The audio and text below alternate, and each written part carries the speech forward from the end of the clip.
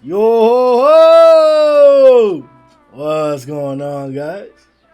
This is Grim Reaper back with the sudden 134.5 review, man. You already know what it is. An update, an addition to the previous 134 was released by Murata. I'm not sure if you wanted to split it into on purpose. I'm not sure what the situation is, but I am sure that they are titled similarly. So, before we begin, make sure that you guys check out the link in the description for our Discord, Patreon. If you want to support the channel, go ahead, check out the Discord. If you want to join the family, click that big red button. Alright, now let me share this link to the chat real fast, and then we can get started. We'll go right here. Split it into a purpose. Alright. Now, 134, bro. Oh.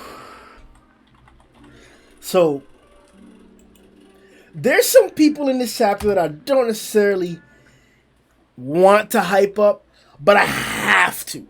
As a declaration of truth, as a display that I'm willing to seriously, really for real, like, put into perspective and give credit where it's due, bro. Give credit where it's due. So let's begin. Genos is,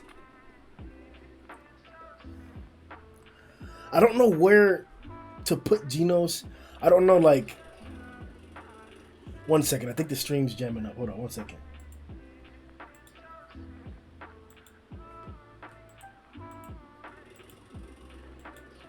Okay, here we go. Alright. So let's change it up, not Genos. So we start off with the moon display and Tatsumaki. And the cheeks in display too, bro. Like, oh, she looks so bad. She looks so bad. I'm excited that Murata's changing up some of the flow a little bit. We've gotten some booty panels the entire time, the entire fight, but like to get more close up, especially in this part right here where it's more casual, especially with Genos hanging around, badass. I'd like the reference that he gave to the moon and the crater. We saw it at the end of 134, the first part, so to see it here again, it is like nice that Murata's paying homage to it. I'm wondering though if this is some kind of implication or like hint that Tatsumaki may be involved with the moon. I don't mean some like secret theory. I mean as in like maybe she could affect the moon right now. Maybe she could send him to the moon. Maybe like she's that powerful. I'm not sure. I'm not gonna say anything about it yet, but I wouldn't be surprised if like something like that could happen. If these powers like happen to like, if they continue, it's plausible. We finally reached a point of true speculation. Now, for more than just today, we've talked about what is Tatsumaki's true power level. Oftentimes, whenever we get a strong fight, whenever we get a full fight, or the beginning of a fight, I'll often speculate on like, what is their true power and what is their max power? And now we all know the difference of that. Like, I guess you could call true power and max power the same thing, but like, you guys get what I'm saying. Basically, like, what is their power going to be on average? What can we expect them to do in a fight? Like, and how intense should their fights be? Like, a Tatsumaki fight is obviously on a completely different level than a Drive Night fight, for example, right? Quote unquote. This is where the iffy part comes to this chapter. So, Tatsumaki spits up blood. From the dialogue that we get, it looks pretty clear as to what it is. And I'm gonna read the dialogue right here specifically. Let me see. Hold on. I think I passed the page already.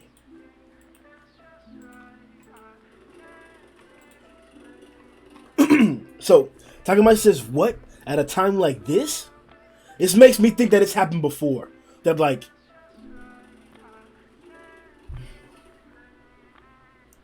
it's not that she's expecting it, but she's aware that something like this has happened before. She's aware of an event like this where she's spitting up blood. Then she says that I used too much power at once. This has to be the reasoning. This has to be like what she's thinking. It has to be that like before, not at a time like this, she's used too much power. So maybe that's like after a fight usually is happening, or like I don't know what other time would be that Tatsumaki's used too much power. But like it hasn't been on screen. I don't think we've seen it like this brings a whole bunch of different like implications into the scenario. Yesterday, or I don't know if we did. No, this isn't a podcast. In the podcast, which you'll hear in a few days, we talked about why is it that if Tatsumaki is able to do all these great, spectacular, crazy feats here against Sairochi in Z City, that in A City she wasn't able to protect it. It was wiped out in its entirety. And then when the Dark Matter Thief ship proceeded to attack her and the rest of the heroes, her assault or revenge attack didn't involve lifting the entire city and throwing it at the ship, bringing down the ship, forcing it out of orbit, ripping it apart with her psychic powers, putting it within a huge force field. She didn't do any of those things. Now, it's easy for us to speculate and like give our opinion in hindsight to say that like, oh, a character should have done this or could have done that. Why didn't they do that? Because they did this. That's usually the answer for it. Like that's why they didn't do that preferable option that you want, because the author decided they were going to do that. He had a purpose for that. But in this instance, we're talking about no implication of a power-up, no implication of special powers given. We have no reason to believe that this isn't something that Tatsumaki could have always done. If we look at the example of Atomic Samurai, Atomic Samurai learned the Focus Atomic Slash. We were given an exact reference to it. He said that in response to meeting Melzagard, a space alien who neutralized the power of a sword, he had to think of a different way to deal with that. And that was a response to it. And it happens to work perfectly up against Black Sperm. So the instance is that we don't have it for Tatsumaki. We haven't been given a claim that she got stronger along the way, that from the Dark Matter Thief ship invasion till now, that she's had some like crazy fight to get a boost from, or some like, you know, near death Zenkai boost situation. That hasn't been the case. So as far as we can tell, Tatsumaki was strong this entire time. What does that really say? Like, should this be the max? Like, and if this is the max, if doing all of this gets her to spit up blood like this, or at a situation where it was before, however that situation is going to be described as, does that mean that like she couldn't have done anything else against the Dark Matter Thief ship? Like, was the ship just that strong? Like, was it like that immobile? Like, there's so many different things that like she could have done, but I'm just referring to the powers that she has now. So that's my only weird part, that like, if this is really telling us about the limit of Tatsumaki, and I think it is, because we need that. I think it's fair at the beginning of the week, or when 135 or 134 part 1 released, that I mentioned arguably Tatsumaki versus Boros. Now, obviously, I believe that Boros would win, no contest, but the display that we've seen here isn't a joke. Lifting the coast, twisting up the city, stopping this beam attack, deflecting it like that. I don't have a reason to believe that like Tatsumaki using her full power could maybe like deflect, or like, I don't know. She could have a fight up against Boros, and anybody that we know, she would have the best fight up against Boros. So I'm not necessarily excited. I'm actually kind of surprised to see that this is going to be the limit. I thought that we were going to see portions of her limit from a different aspect. We have seen her pierced. We have seen her trapped. We have seen her threatened. We have seen her vulnerable this entire time. We've seen that. We've seen that happen before. So it is more humanizing of Tatsumaki. All in all, I do see her more as a much more acceptable character. I never really like felt that she was out of place. Only in terms of like her strength. She was too strong. All the threats we were encountering were just nowhere near her range. And then her power wasn't really defined. So I didn't really know if like Evil Eye was really giving her competition, or like if she was really joking around about being able to fight the entire Monster Association by herself. But seeing what I'm seeing now, outside of the assistance of God, I don't doubt that she probably could have beat half the association by herself. Honestly, I don't think Orochi could have beaten her. I don't think Psychos could have beaten her. The rest of the guys are a conversation to have. Maybe we could see something happening to where all of the monsters attack Tatsumaki, but that seems out of place now. That seems like it won't be. It seems like she'll probably be out of commission after this fight, and then the other heroes that haven't had the rest of their fights will be up and running to protect her, or finish the mission. Whatever the case is, Tatsumaki, we're reaching her limit. Whether you want to accept the fact that it may be after doing all of this, whether she may have more in the tank if she didn't take the damage that she took, whether her putting up this force field is proof that she still has a lot more to go. However you want to see it, Tatsumaki's a much better character now. Much better than she was before. Not because of any, like, sentimental development, but because we're seeing her in combat, like, humanized, like, in front of us, on screen, and I love that. It's... Good job. Good job. Fubuki did notice, the connection between Tatsumaki and herself, like, flicker on and off for a second, the whole, like, spewing blood thing, so... I guess it didn't turn out how we thought before, right? Even with the threats of Sairochi, Psychos, about, like, going after Fubuki, it didn't turn out to be that way exactly. Last chapter we saw Tatsumaki actually get enraged and come after Psychos for that very same quote. But now it seems like Psychos is going to go after the civilians in the city.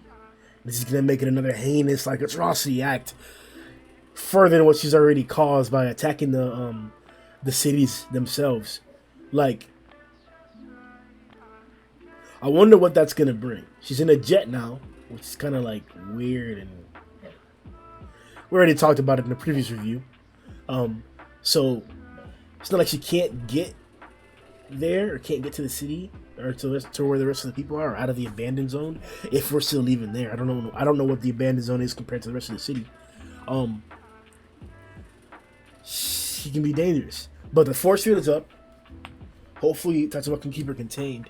But we do have a new development along the way.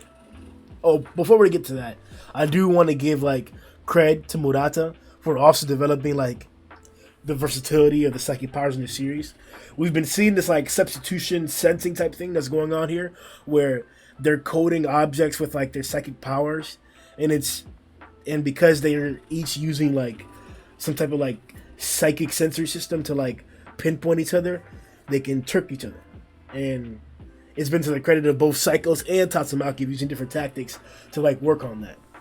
Psychos used it with the decoys. Tatsumaki used it with the decoy also with herself in the fight. It kind of surprised me because she got shot through. But that moment where she got shot through, I want to mention it because probably won't talk about it again. Spoiling speculation and talk about that beam was an Earth Cutter size. Has Psychos been what is it? Is it vectoring or metering? I guess it was word. Has she been metering the strength of her blasts? Could it be said of the first Earth Cutter wasn't the same as, like, the other ones? Because of this? Because that one just shot through Tatsumaki's chest and didn't even, like, take over all of her body. But I'm assuming that a different form is going to garner different attacks. And that she indefinitely can meter her beams. Because she was metering her beams with the heads, with the little dog dragon heads, Cerberus heads, that were underneath her. And it was a lot smaller than the ones she was releasing from her hand. So I guess we still have the same speculation, but this is a point to pay attention to.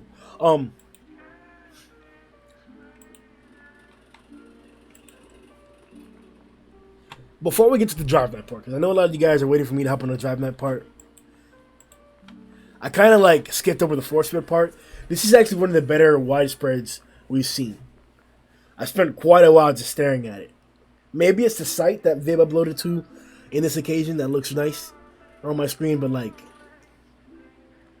this looks amazing, bro. Very, very good. Hopefully he does decide to upload the entirety of the manga to here. Because this is how it's going to be looking. This is great. But, excuse me.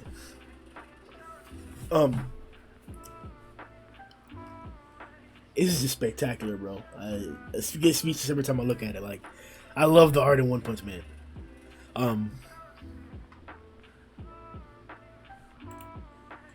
We did get a little bit of weird science for the force field, which I'm not gonna go over because it doesn't make any sense. But it plays on the whole flipping the force of the barrier, flipping the energy of the barrier that we saw from Sairochi in the beginning. But Tatsumaki's employing the same thing. Whatever that means. Drive Night.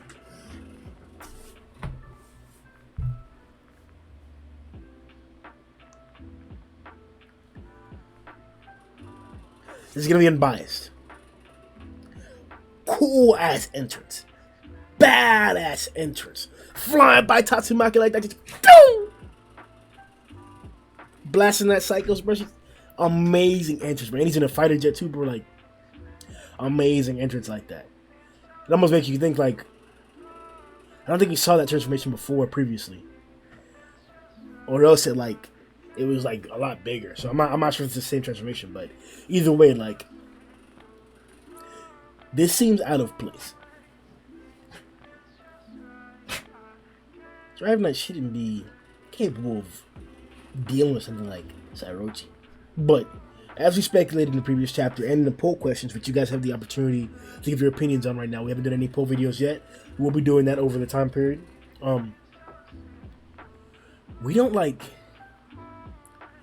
We have no reason to believe that he can deal with this unless Sairochi's weaker in this state, right? Smaller beams, smaller body.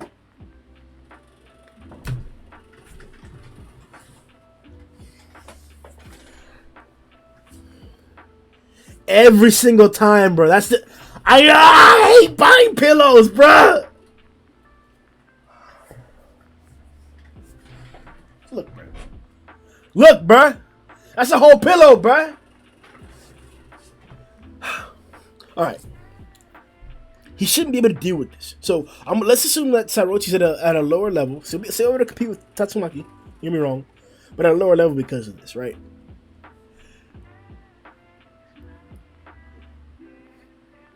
I don't want to get away from the implication that this could mean that Drive Knight believes he has a method to capture Sairochi or to kill Sairochi. If that's the case, okay, understandable. Prep time. Not only was he out of commission since the Genos encounter, but this entire thing raised up and he's been able to see her fight and all her capabilities up on the top. Same time that we got to see the capabilities of completed God Orochi Psychos, Drive Knight was also observing that same character from afar, from the exterior, the same as all the rest of us. So, if from watching he has a way to deal with this, okay. And it seems like from the last panels that they're both charging up an attack and throwing at each other. So, I'm wondering, does he have some Genos type ability? That's the scare that happened in Discord. That's the message that I seen somebody send that got me a little shaken. Because we are seeing some pretty big volatility here. Genos went from dealing some pretty devastating damage to EC, but not being able to kill him, to being able to cancel an Earth Cutter. Arguably. So, if a guy like Drive Knight tells us that he would have had a terrible time fighting somebody as versatile, as speedy, as agile as Neon, without prep time,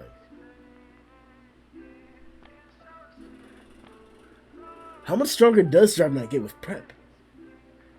Is him showing up in the battlefield implying that he's made enough preparations to be able to take down somebody as strong as Sairochi? And is this the same Sairochi as before? Now, we made a joke in Discord as well, around the same time when this comment was made, that, like, isn't it funny that Drive Knight happens to show up when Genos uses his, like, full energy blast? And, like, when Sairochi powers down, if that's how it is powering down, it's like peculiar. And somebody was like, duh. It's because now there's a chance to actually bring them down. So I can see that. I wanted to pay more attention towards the fact that it was Genos. Like, when Genos happens to be out of commission, Drive Knight mysteriously shows up. It's weird. But at the same time, we also have the reference of Sairochi arguably powering down, like I said. So, Let's see what he does. He did put Neon in this like little crazy capture contraption that's really like messed up. It was cool to see that. But this is a different story. So I'm interested to see how this is gonna play out. I'm not sure if Genos is truly out of commission, but it looks like he actually is. This is like,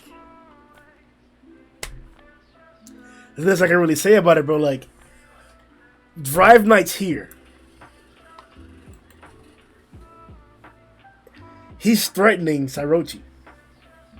Does this mean that Sairochi's now like high dragon level? She's not producing the same damage, the same power, or anything like that before. It looks like she has power down. That's probably why she's going to the city to gather more blood so she can get more power like she was before. Because she got all of that squeezed out. All of that got squeezed out. And she separated from that source as well. So it is pretty safe to say that that's the case. I'm going to hold with that, at least in the podcast. Yes, we will be recording another podcast. Several of the members of the podcast have agreed to do another session for 134.5. It'll be a much shorter one. I might even put them together, so I might hold off on the other one. But you will be getting the Before the Show series, and then somewhat of that.